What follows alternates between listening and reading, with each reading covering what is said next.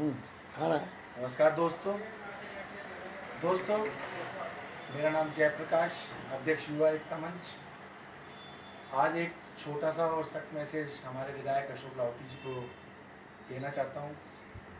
विधायक अशोक लाहोटी जी का मैंने कल एक वीडियो देखा कि वो सांगानेर के अंदर कई भू माफियाओं ने जो कब्जा कर रखा था, उस कब्जे को हटाकर एक स्टेडियम का निर्माण कराना चाहता हूँ।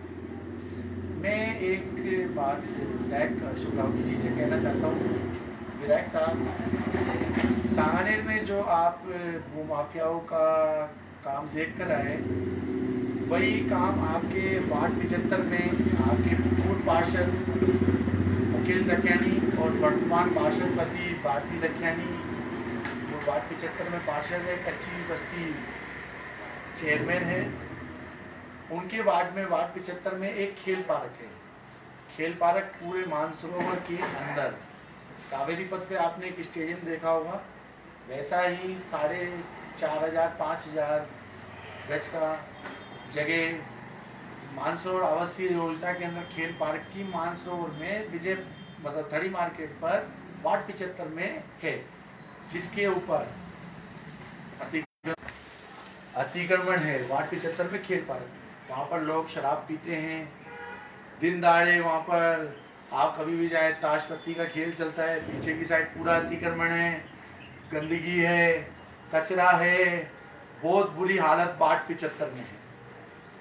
जब मैंने वार्ड 75 के अंदर खराब हुई रोडों को, उसके खिलाफ संघर्ष किया, खेल पर पार्क के अतिक्रमण के खिलाफ संघर्ष किया, साथ ही वार्ड 75 के अंदर जो होर्डिंग बोर्ड लग रहे थे, जिनमें हमारे पुराने पार्षद मुकेश लखियानी जी और नव पार्षद महोदया भारती लखियानी जी का नाम लिखा हुआ था, साथ ही नागरिक विकास समिति कुणाल चौधरी जी का नाम लिखा हुआ था, जिसको निगम में शिकायत करने के बाद उन अवैध बोर्डों को हटाया गया, जिनका ऑनलाइन अगर हम देखते हैं तो 4500 रुपये एक बोर्ड का किराया बताया जा रहा है। आखिर किस बिना पर सरकारी गेटों पर वेल्डिंग कराकर इस तरीके के अवैध होर्डिंग बोर्ड लग गए। इसके अलावा आपने देखा मानसरोवर में मैंने लगातार अवैध निर्माणों के खिलाफ संघर्ष करा, जहां अतिक्रमण है उसके खिलाफ संघर्ष करा, रोड लाइटें खराब हैं उनके खिलाफ संघर्ष करा, मानसरोवर में धरने, मानसरोवर जोन उपायुक्त आभा बेनीवाल के खिलाफ धरने दिए हमने, सब खराब व्यवस्थाओं के खिलाफ धरने दिए। अशोक लाहोटी जी, हमें क्या मिला उसमें?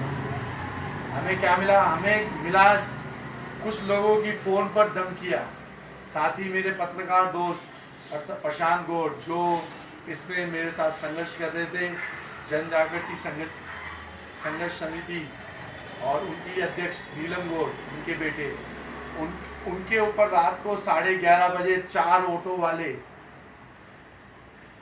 लाकर रास्ता रोककर उनका हेलमेट छीनकर जो हमला करा गया है, ये हमला लोकतंत्र के चौथे स्तंभ पर है। क्या आम जनता, जहाँ सामाजिक संगठन अपना काम नहीं करें? क्या हम रोड लाइटों के खिलाफ नहीं बोले, खराब सड़कों के खिलाफ नहीं बोले, जो भ्रष्टाचार चल रहा है उसके खिलाफ नहीं बोले?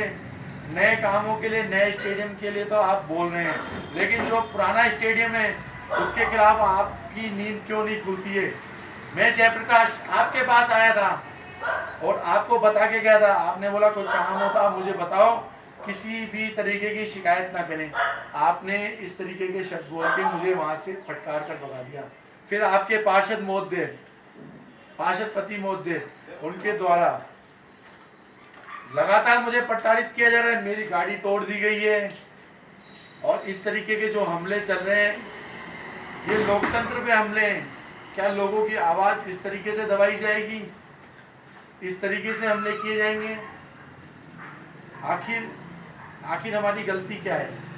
क्या हम खुद के लिए लड़ रहे हैं या खुद की चीजों के लिए संघर्ष कर रहे हैं? हम जनता की चीजों के लिए संघर्ष कर रहे हैं, रोड लाइट के लिए संघर्ष कर रहे हैं, खराब सड़कों के लिए संघर्ष कर रहे हैं, अवैध निर्माण के लिए संघर्ष कर रहे हैं, भ्रष्टाचार के लिए संघर्ष कर रहे हैं। और आपके जो ये शराब व्यापारी है, जो ये माफिया है, आप उस माफिया को और शराब व्यापारी को थोड़ा बोलें कि कंट्रोल करें।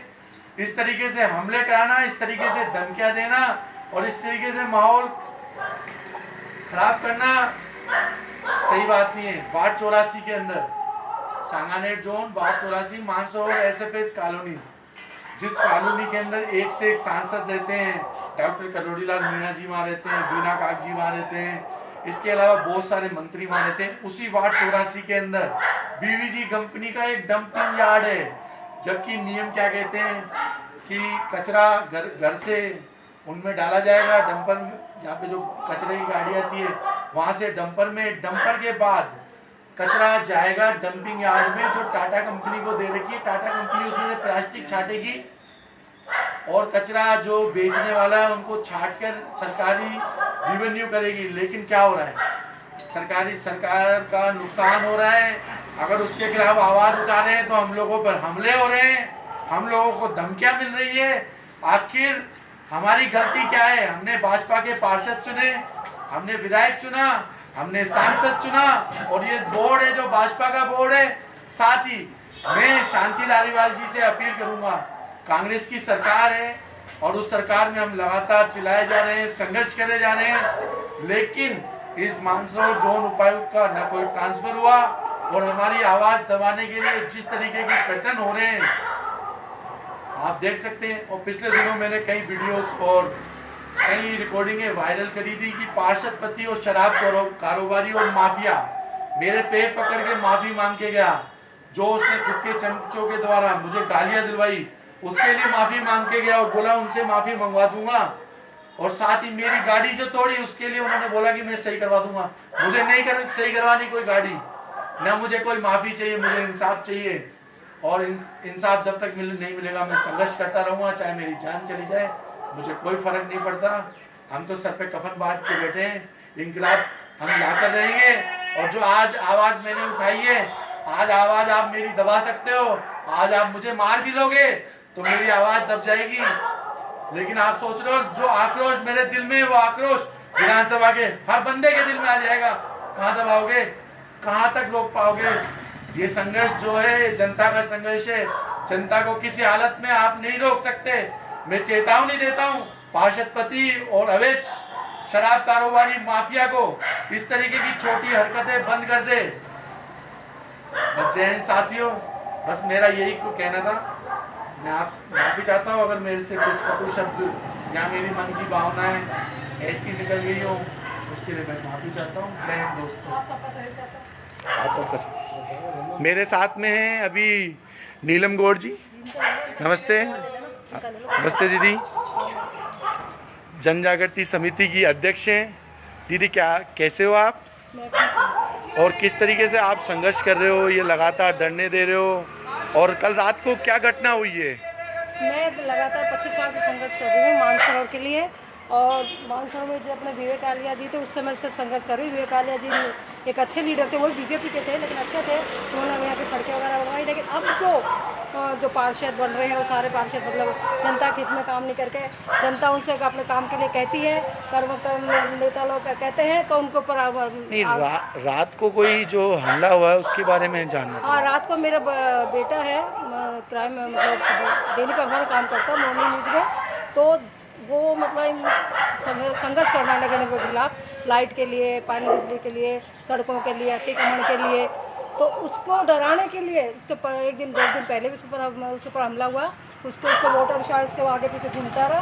और कल तो उसके ऊपर है ना करतारपुरा बाईपास के पास में भोजनालय है, उसके पास एक शराब की दुकान है, वहाँ पर ऑटो रिक्शा आया, एक ऑटो रिक्शा में 3 जने बैठे हुए थे। उन्होंने उसको पूरा ऑटो रिक्शा टेढ़ा करके उसे गाड़ी के ऊपर डालने की कोशिश की और उसकी गर्दन पकड़ने की कोशिश की। गर्दन तो पकड़ में नहीं आई, तो गर्दन पकड़ के घिसना चाह रहे थे, पता नहीं क्या करना चाह रहे थे उसके हाथ में, और उसके सर पर से हेलमेट उतरकर उसका हेलमेट उनका हाथ में आ गया। और वो एक ऑटो रिक्शा था, 3 ऑटो रिक्शा अंदर बैठे थे, वो लोग है ना वो उसका हेलमेट लेके चले गए। हमने ये खबर मतलब बच्चे ने आके मुझे घर पे बताया, मम्मी मेरे साथ ऐसी घटना हुई, तो हमने फ़ौरन आना 100 नंबर में हमने टेलीफोन किया। वहाँ से फिर आना महेश नगर में टेलीफोन किया, वहाँ की चेतक उसको ढूंढने भी आई लेकिन वहाँ पर वो नहीं मिला। और इसी तरह से मेरा बड़ा बेटा अविनाश गौड़ क्राइम रिपोर्टर था राजस्थान पत्रिका में, यहाँ भी उसने खूब संघर्ष किया, गरीबों के लिए सहायता करी, जो जिनको तंग करते थे उनके लिए खूब संघर्ष किया। फिर उसका ट्रांसफ़र उसकी ये बहादुरी देवी उसका ट्रांसफ़र गंगानगर हो गया, श्री गंगानगर में भी 1 महीना 10 दिन रहा।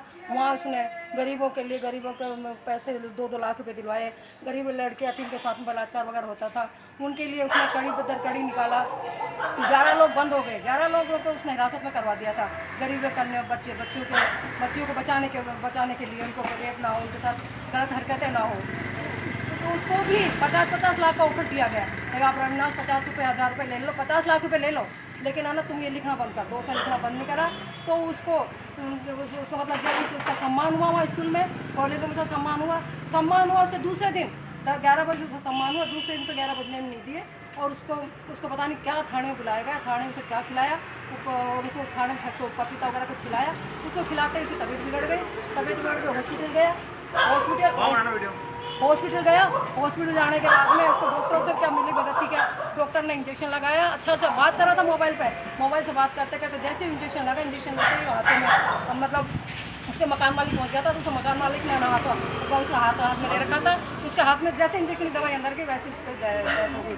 और फिर उस हमने गहलोत जी से मैंने शिकायत की, गहलोत जी ने फ़ौरन कार्रवाई करवाने की कोशिश की, तो उस डॉक्टर को इन्होंने इतना पैसा खिलाते हैं कि डॉक्टर की कंपल्सरी रिटायरमेंट लेकर डॉक्टर पता नहीं कहाँ गया।